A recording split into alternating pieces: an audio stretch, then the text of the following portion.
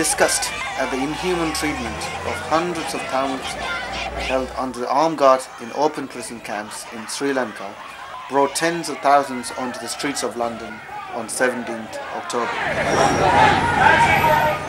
Tamil Solidarity organised a public meeting later that evening.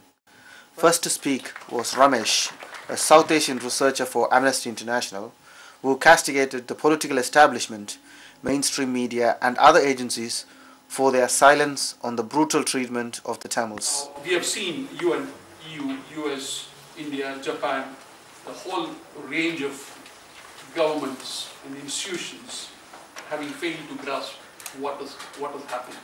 The 10 MPs who went from India to Sri Lanka, I did talk to one of them, who is a lone dissenter, and they seem to have returned. I mean, they returned last week. They seem to have returned from with the assurance that about 58,000 people are going to go back in 2 weeks' time to return to their homes. Now, where are the homes? I mean, this is a question I asked them. Where are the homes? There are no homes.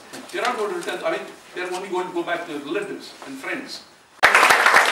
Parameswaran, one of the Tamil hunger striker at the Parliament Square protest earlier this year, explained how he is currently on the receiving end of a racist smear campaign by the Daily Mail, now picked up by the London Evening Standard too.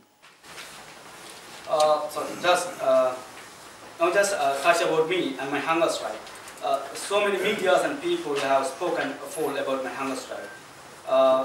They also written about me eating burgers during my protest. I refute them vigorously and seeking a legal advice to sue those who bring the entire protest under the disrepute. This is not me they are targeting. They are targeting the entire Tamil community and the sympathizers and wanting to bring disharmony and division among us.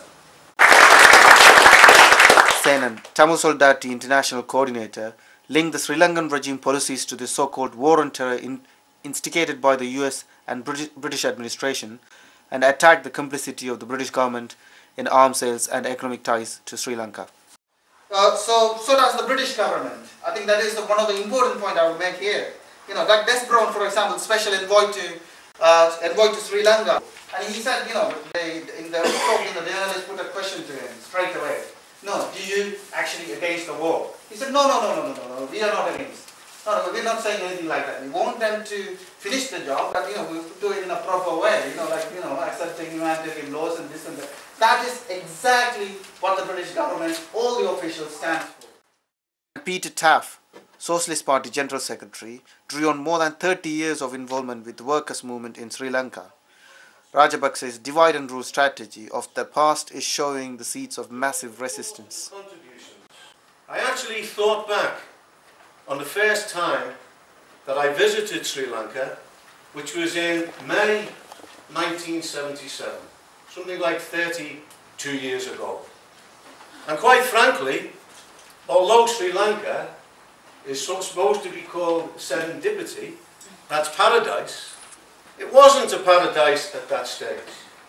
But compared to the horror today, it was a paradise in terms of the living standards of the working people, in terms of the collaboration between the different peoples in Sri Lanka. And the question that we have to ask here tonight is, why has Sri Lanka arrived at this point? And even more important, the question posed by the three previous speakers, which is the way forward for the Tamil-speaking people, for the Sinhala people, for the Muslim peoples of Sri Lanka, all of whom I have discussed with and collaborated with in the course of the last 30 years. Now, first of all, unfortunately, genocidal state terror is nothing new in the history of the world. But if there is a book which is going to gather together even the major incidents of inhuman actions taken by the state against minorities, one of the worst chapters will be written in relation to what happened in Sri Lanka in the course of the last 30 or so years. Tamil Solidarity has produced model resolutions for trade unions, branches and student unions and can provide leaflets and other materials as well as speakers for meetings.